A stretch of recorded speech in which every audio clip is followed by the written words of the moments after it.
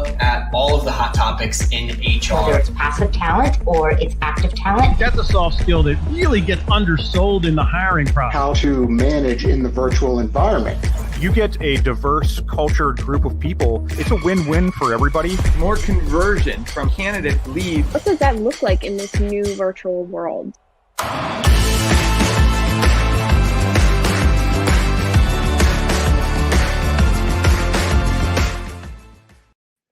Welcome, everyone. It is Thursday, noon Eastern time, and you know what that means. It is time for Talent Experience Live, your weekly look at the hot topics in HR, interviews with leaders in the industry, as well as hot new HR tech, covering everything that you need to know from recruitment to talent management and anything in between.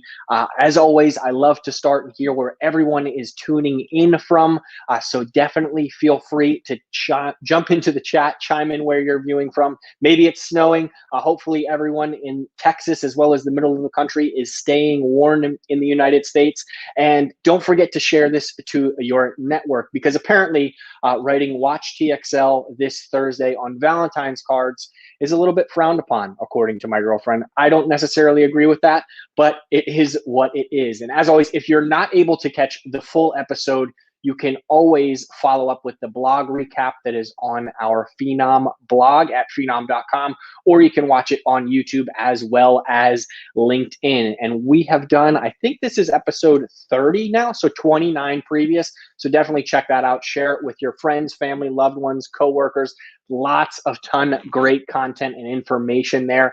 And it looks like we have a few people joining us. Jen is joining us from Ambler, and it is snowing there at the moment. We have Steve from New York joining us. Welcome. And Joe from Ohio. So thank you all for joining us today. We have a great topic lined up for you. It is all around filling mission critical jobs with innovative campaigns. And this is a great topic, as well as all of the other topics that we cover.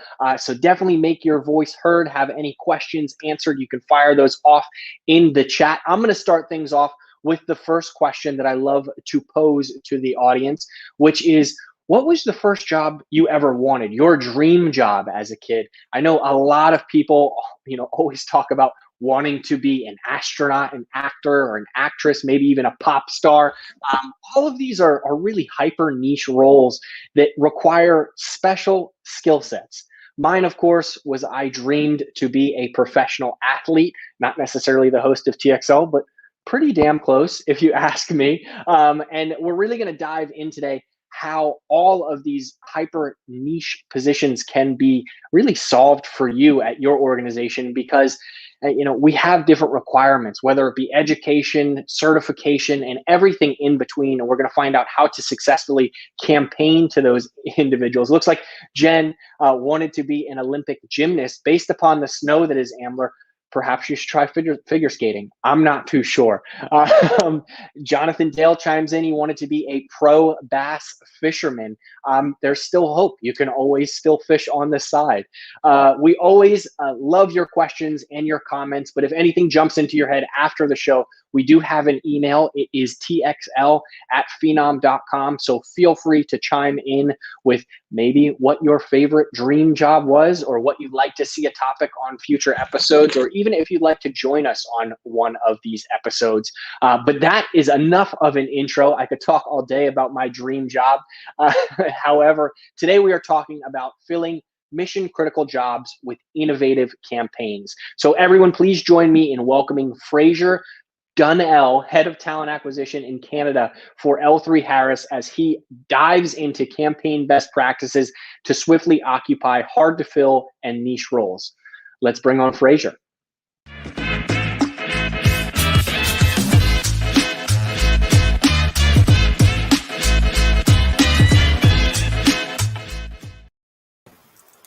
Hey, Fraser, I love that campy music. Welcome me in. That was pretty good. It always gets the blood pumping, gets me excited, and I think it's always cool to have an intro video for our guests, because we do truly appreciate you taking the time out of your busy day to give away some of the secret sauce to your success. So thank you for joining us, Fraser. It's on this show that no one gets out of the icebreaker question. You have to answer it. So, dream job when you were a kid, what would you say it had to be? Oh, wow. Well, I had a couple. So I think first was an architect. I always wanted to be an architect and build stuff. And then, as I came out of being a kid, and probably to this day, and even on my Phenom profile, I think I've got imaginary golf pro and closet race car driver. So, any one of those three I would have been really happy with. But I'm pretty happy with what I'm doing now, too. So I can't complain. That is good. Still very niche roles, right? All of those are not necessarily things that you can just wake up out of bed and want to do.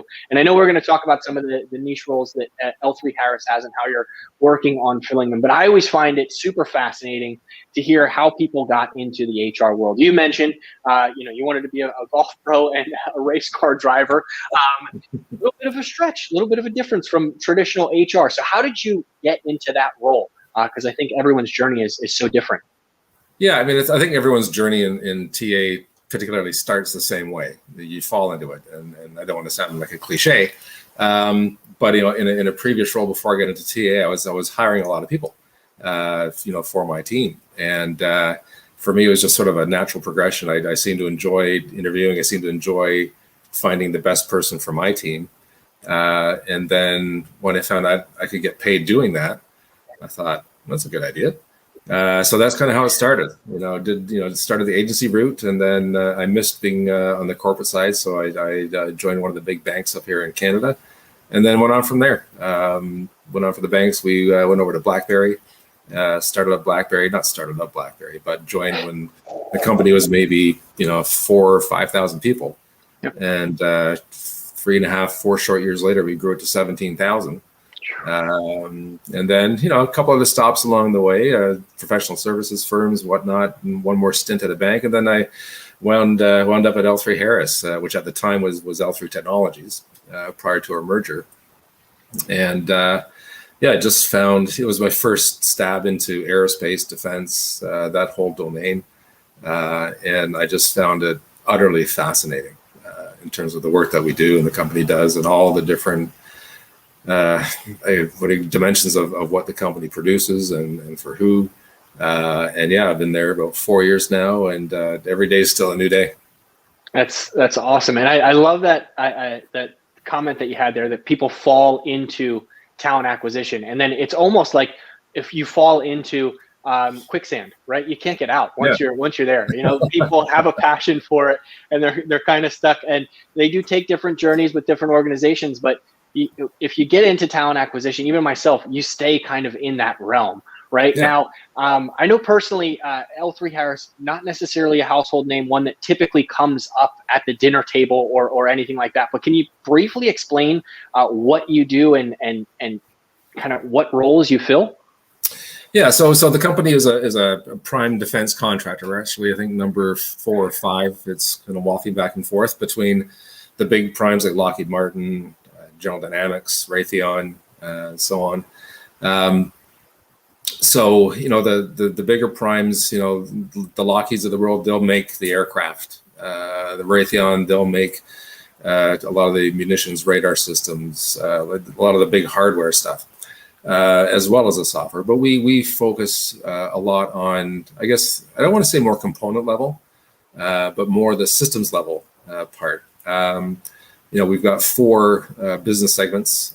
We have our space and sensors division. We have our communication systems, which does a lot of our military style radios. Back to our space and sensors, they do a lot of the satellite work, geospatial intelligence.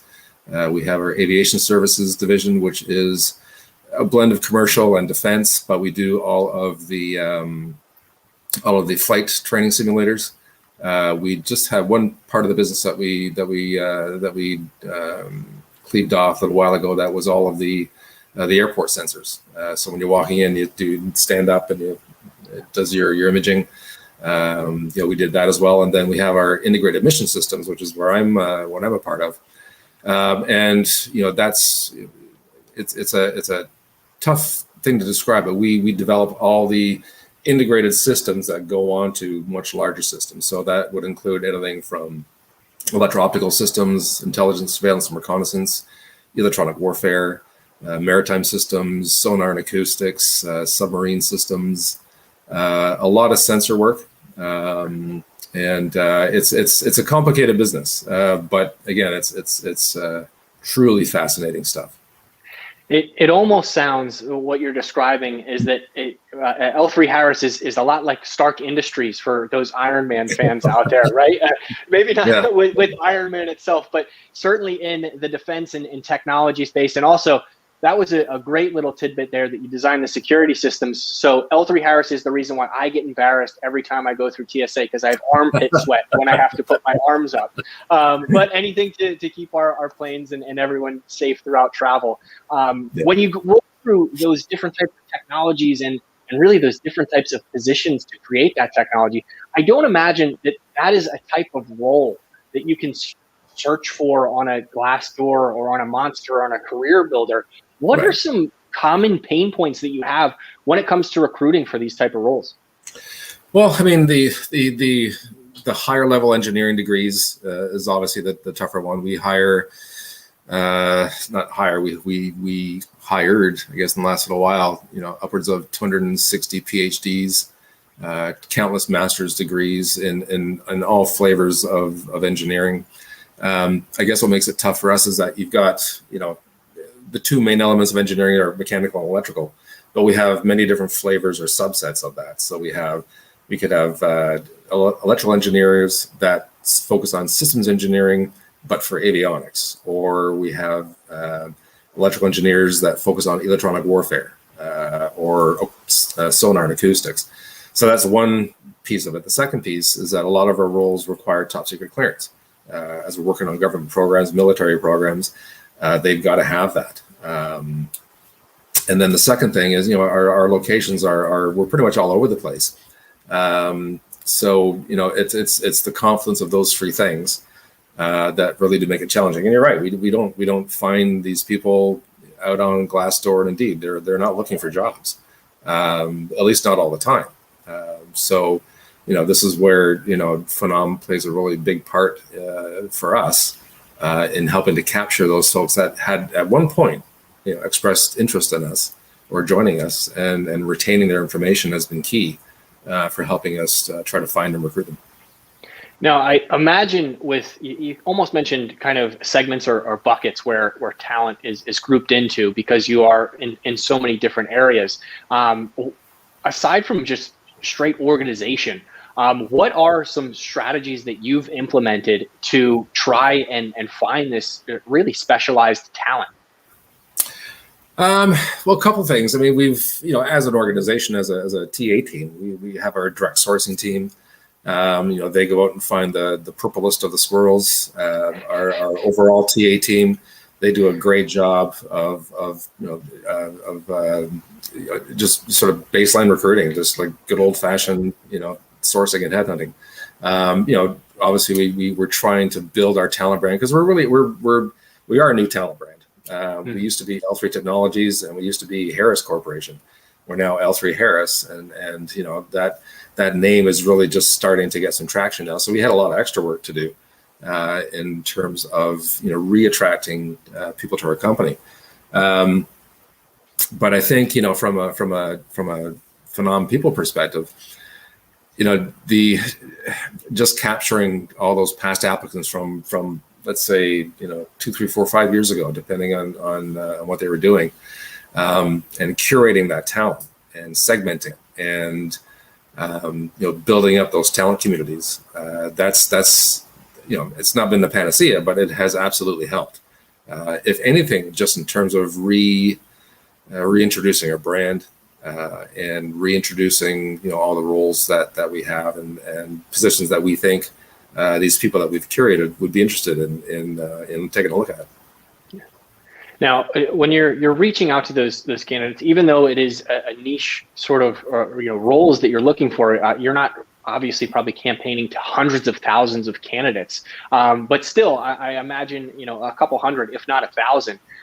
What sort of strategies in campaign automation do you use to engage with the most qualified and as you described, the purplest of the purple squirrels? Yeah, well, I think you nailed it. It's the one part where we may not use automation. It's the one part where we actually may use a more discrete approach, and discrete, I meaning, individual as opposed to, covert. The kind of talent that we're looking for, and I'm sure a lot of people who are listening to this, maybe in the same boat, depending on what their industry is. But really staying away from the generalization part, and really being a lot more, what's the word I'm looking for, more direct and more relevant to that specific talent group.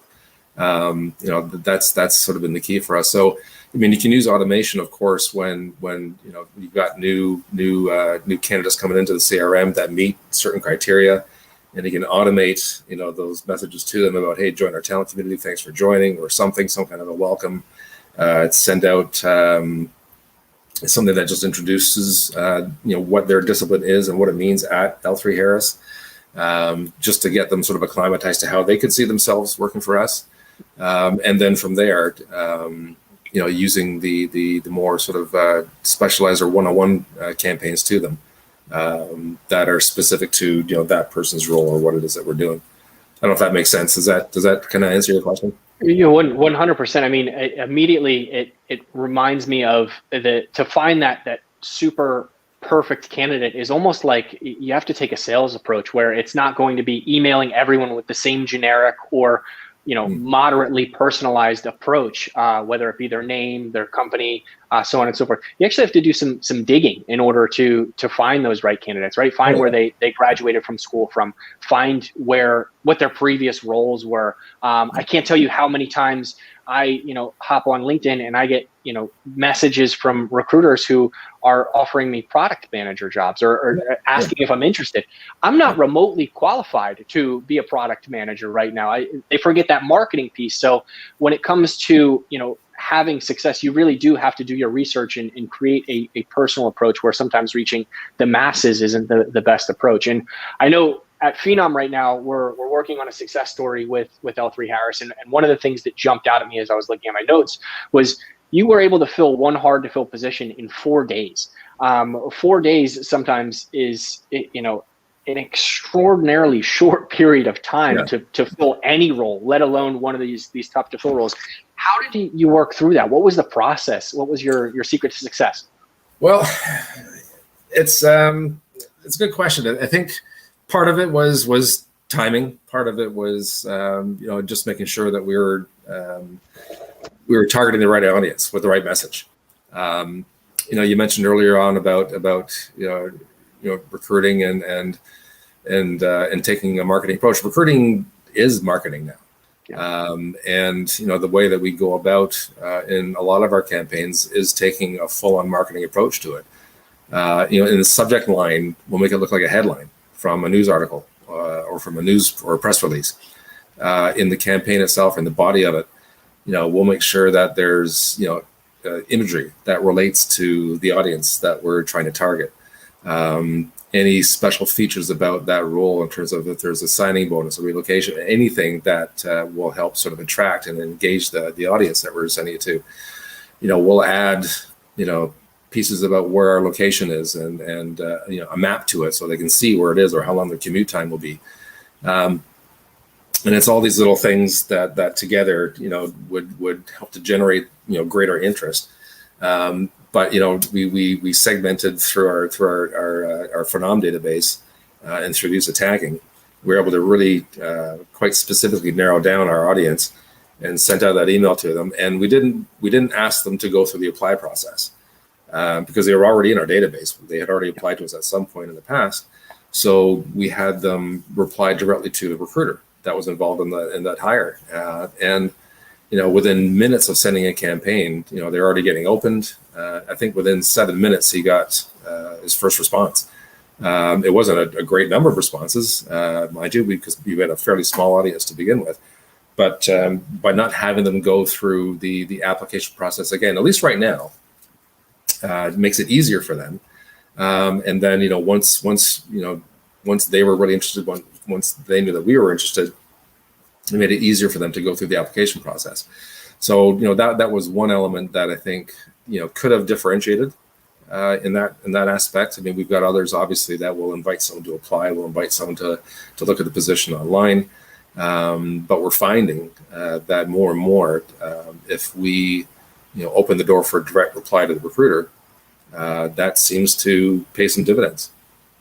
And that's an interesting topic of, just getting them to reach out to you, right? And have that initial conversation before you say, hey, I got your interest. Now jump through 3 hoops before we can have our initial conversation, right? That's going to cause a huge rift and really a road bump when it comes to the application process for hiring so fast. You mentioned that 7 minutes was the first response. Imagine if that particular recruiter then turned around and said, okay, now fill out this 13 to 15 minute, however long the application process is, before we can even talk about setting up time. So I love that portion. And I saw a comment come through from Jonathan Dale, and he said he's interested in hearing Fraser's take on the close or distant relationship between recruiters and hiring managers. And I wanted to call this one out specifically because of those niche roles. I'm sure that you have recruiters who are, specified, right, for particular roles, but they're also probably hiring for a number of different hiring managers. What is the relationship between the two? Sorry, and just to clarify, the relationship between the recruiter and the business? The recruiter and the hiring manager. Yeah, you know what? I've been at, let's say 6 or 7 large companies in my career in recruiting, and I gotta say, I don't think I've ever seen as close a relationship between TA and the business as I have here. I mean, sure, there's some that are a little bit more distant. Depending on the recruiter, they may be supporting groups that are on the other side of the country. They don't really get to connect much. But I can say that the relationship is what makes or enables us to recruit who we recruit for. Because I think the more niche the roles are, the more, recruiters are a curious bunch, and the more complex, let's say, a role is, the more engaged they're going to be with the business. And obviously the more complex the role, the more important it is for the business to have that person on board. So that almost, as a byproduct, creates that relationship. And obviously having that is one of the cornerstones to having a wild recruiting team, whatever you want to call it. I think as with most organizations, like I said, it's not that deep across the board. But for areas where it needs to be a good, solid relationship, I can absolutely say there is. And like I said, the dividends that it pays are huge. Yeah, that's awesome. And I'm sure communication is probably key. And one thing that always pops into my mind from when I was a recruiter many years ago at this point, it feels like, especially after 2020, the year that was hiring managers constantly saying, like, go find me a real go-getter, an A+ talent. When you and your team, I'm sure, are having these conversations, they're looking for specific experience. They're looking for specific criteria, specific roles, which probably, helps a lot, where a recruiter can have a conversation and say, hey, they have this type of certification. They're lacking a little bit in this experience, but they make up for it here, rather than, I don't know, it sounded good on the phone, right? Those sort of things probably definitely help. The next thing that I wanted to ask, because we talked a little bit about personalization, and one thing that you mentioned was the commute, right? And I know so many people right now, the commute is, from their bedroom, right, to their office or whatever it may, which would be very funny in a campaign if you're hiring for a remote role. It's only 30 seconds away. But when it comes to additional personalized content, are you leveraging video, day in the life, what it is like at L3Harris, perhaps what the merger has done and changed the organization for the better for? Yeah, we're getting there. What we can do, at least right now, is, again, depending on the target audience that we've got, I'll grab relevant stories from our newsfeed on our company site. I'll embed that into an email. So we ran a campaign for DevSecOps developers, which is DevOps with security, in Texas. And embedded in that campaign, there was an article on our corporate site about how L3Harris is using DevSecOps to push the envelope on our engineering methodologies. So just by adding that one little piece in, it just wasn't an email saying, hey, we got a job. It was trying to give that person a little bit of a window into what we're doing in their discipline. We're starting to build up that content, all those personas. I mean, that's certainly on the horizon for us from a recruitment marketing perspective. So our recruitment marketing team's been really busy over the past year because we just joined forces a year and a half ago in terms of an official date. This was this January was our first full year one, or beginning of the year effort in terms of a combined organization. So we got a lot of work to do, but we're getting there. But back to your point, some of the other things for personalization, it's like the map. So using the text with image widget. I'll grab an image of the Google Maps of our office site. I'll do a search on Google Maps for the address. I'll get the directions. I embed that into the image or to the button. Talk a bit about the office. So when the candidate looks on that, they click on the map. It has a predefined Google Maps route or directions for them that's already been built. If I'm asking them to look at certain jobs in California, look at certain jobs for a certain discipline, they'll go on our career site, I'll predefine that search, get that link and put that in, as opposed to having them sort of hunt and peck for that information. So it's just these little things. And like that's something that Devin, you and I talked about earlier. It's a difference between the ordinary and the extraordinary is a little extra. So, put that little extra in. Anytime I'm thinking of building a campaign, I mean, years ago, I used to have a little card or sign above my monitor saying, "So what?" I think about that all the time whenever I'm running a campaign. What's the so what? If I were to get this email, would I look at it and go, "Yeah, so what?" So having that in the back of my mind, we try to do as much personalization as we can. We try to add as many elements as we can in there, so it isn't just another email saying, "Hey, we got a job." We're trying to reinforce our company brand. We're trying to build, that brand affinity from an employment brand perspective, and we're trying to at least get them interested and at least have whomever it is that we're campaigning, take a look up from what they're doing and say, that sounds kind of cool. Yeah, and that's really the job we're trying to fulfill. Yeah, Jen chimes into the chat and says the little things are the big things, right? They add up, and that little bit of extra that you talked about is huge. Ewan chimes in and says, clever approach, Fraser, to connect the DevOps role to the mission of the company. And I think that really strengthens the branding, right, of your organization. And talking about campaigning and all of those things, I'm sure that you're not constantly just campaigning for open roles, right? I'm sure that there is a lot of growth within the organization, roles that may open 6, 12 months down the line based upon company strategies. What goes into some of those campaign practices rather than, hey, we have a job? You mentioned that. Is it company information? Is it talking about those growth stages? Do you divulge that there may be a position open up and for individuals to keep their eyes open for it? Yeah, we try as much as we can. We don't do as much as I want to because we are kind of focused on open roles. However, we try as much as we can. So, we know every year in Greenville, Texas, we're going to have a lot of roles for aircraft mechanics that work on some pretty interesting top secret surveillance aircraft. We know that in just outside of Montreal, here up in Canada, we're going to be hiring folks that work on F-18s. We know that we've got certain programs coming up that will involve, a lot of maritime type trades working on warships.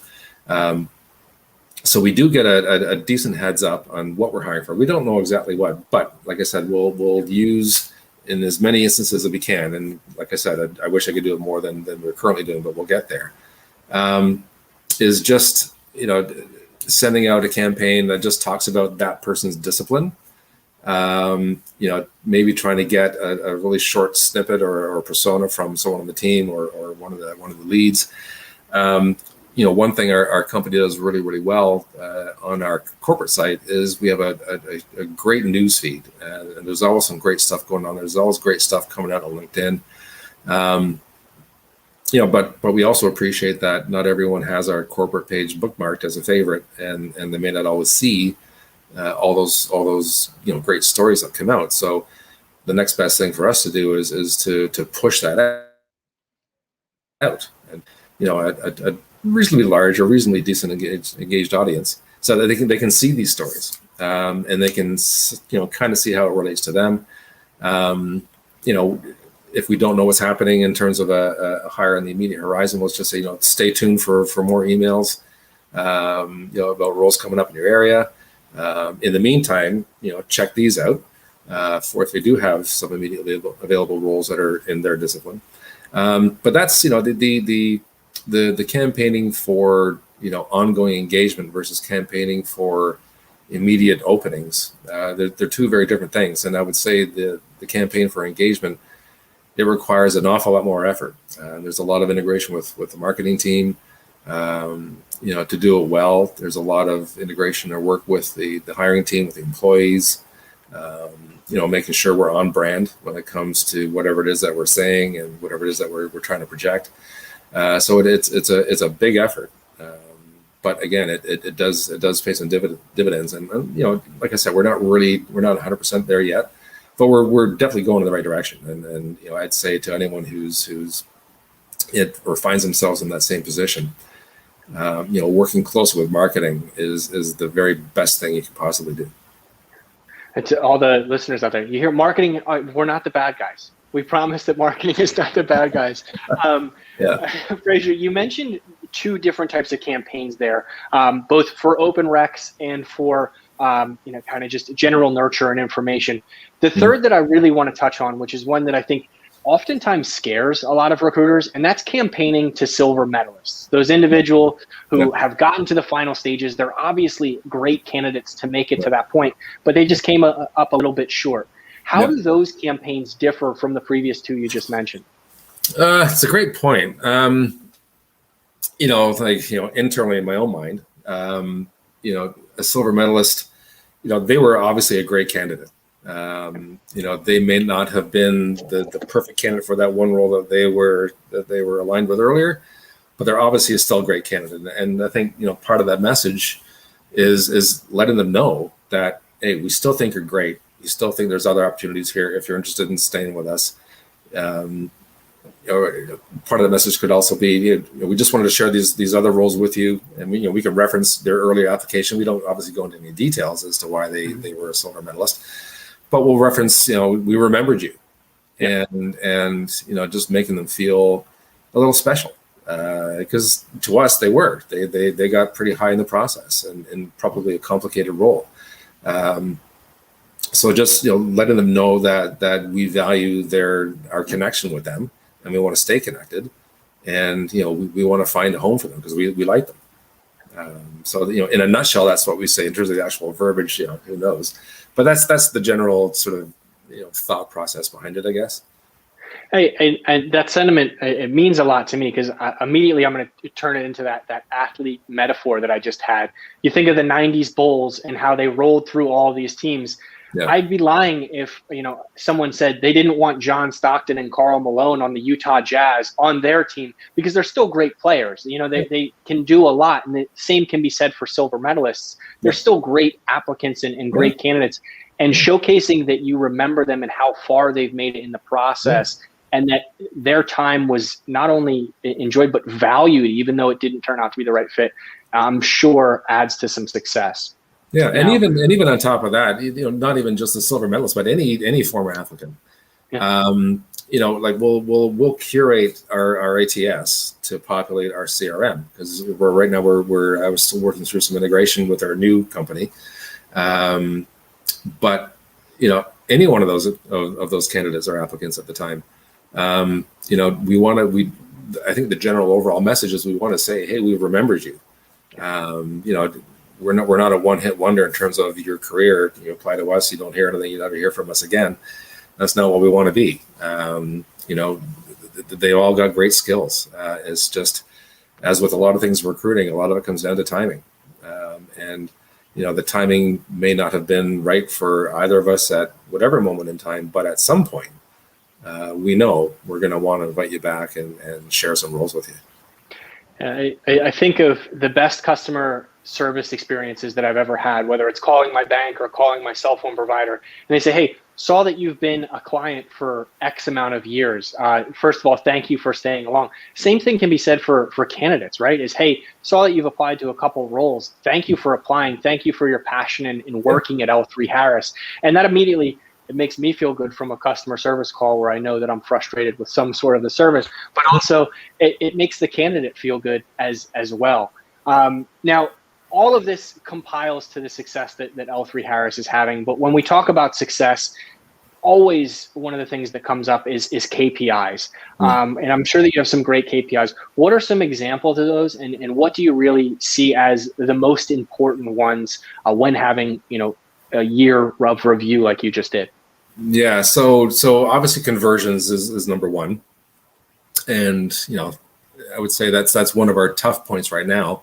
As we're waiting to reintegrate with our career side integration and the bidirectional workflow and the apply integration, conversions is obviously big. I mean, yeah, it's the open rates are obviously good. I mean, that's sort of a leading indicator as to how well we're doing. And when we got started, it was 25%, and it started creeping up to 30, 35, and we started adding a little bit more to the emails and or to the campaigns, and maybe changing the titles of them a little bit. And we started getting more. So now, I'm hovering around 70% open rates for a lot of campaigns, whether it's to 300 people or 3,000. I just did one for 7,000 the other night. I got maybe a 55% open rate. Maybe hit and miss, but that's a big one. And then the click-through rates. I'm not even sure what the industry standards are for TA from a CRM perspective, but we just got into the double-digit click rates 6-7 months ago. So we're hovering on 2 or 3 in a lot of cases, and now we're creeping up to 9, 10, 11, 12%, even in some cases click rates. So those are important leading indicator metrics. I mean, obviously conversions is the big one. Right now we have to do some gymnastics to track the actual conversion of either direct hires from a campaign or influenced hires elsewhere. But those are the ones that we measure right now. As a byproduct of that, we're also looking at time to fill from let's call it their apply date. So not necessarily the time to fill for the requisition as it's been open, because a lot of times a campaign may be run on a role that's already been out there for 2 months and we haven't got enough traction. So again, to measure the efficacy of how Phenom is in filling that role or impacting the hiring in that role, we'll look at, from what point did that candidate get back to us to the point of hire, how many days did that take?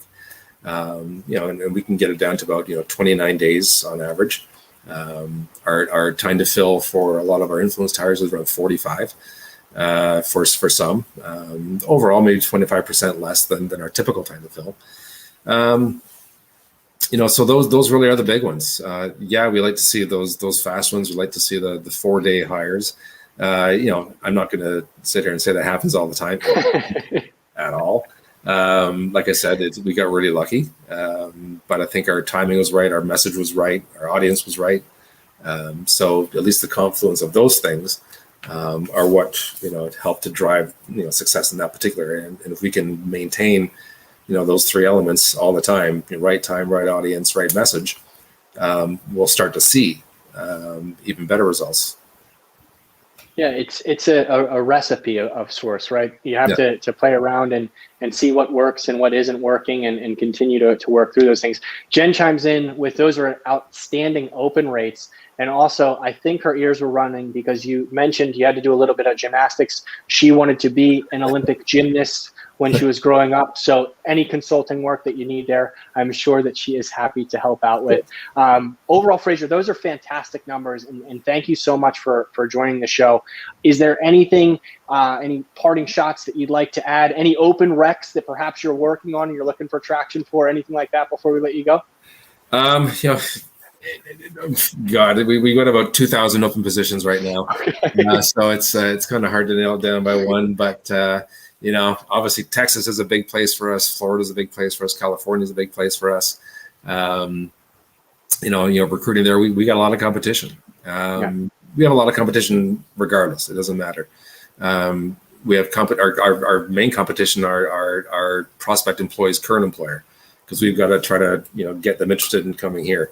So whatever we do from a campaign perspective that can differentiate ourselves and try to cut through the noise of so many other postings that are out there, and how can we just really get more eyeballs and get more attention.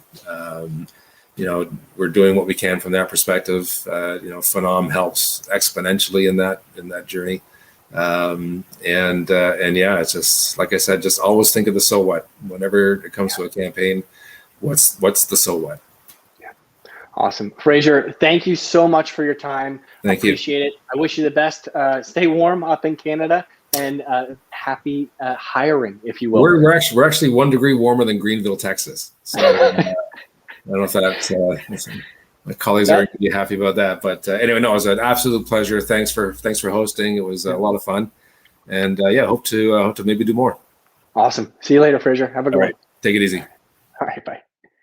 There you have it. That was Fraser Donnell, head of talent acquisition for L3Harris up in Canada, which, fun fact, is 1 degree warmer than Texas right now. That sounds like a campaign to some candidates right now, if I've ever heard one. This has been an awesome episode. As always, last week was a fantastic episode as well. So if you're here and now, don't forget to like and subscribe our content. Write it in your belated Valentine's Day cards, even if my girlfriend says it's not a good idea. And before we go, always wanted to showcase the previous episode. Last week, we had Warehouse Group, a retail giant in New Zealand, and we were joined by Kim Nicholas, head or lead talent acquisition there. She talked quite a bit about campaigns as well. So let's air that clip before you go, and definitely check out the full episode on YouTube and the Phenom blog. So this year we're really going to have to work a lot more on the campaigns, being able to sort of drive processes, using Phenom to push out to the 100,000 applicants that we've got on our system, and really being able to drive that, which will be quite a different process to last year. But the key definitely is that ability to filter and have that assessment and really drill down into the quality.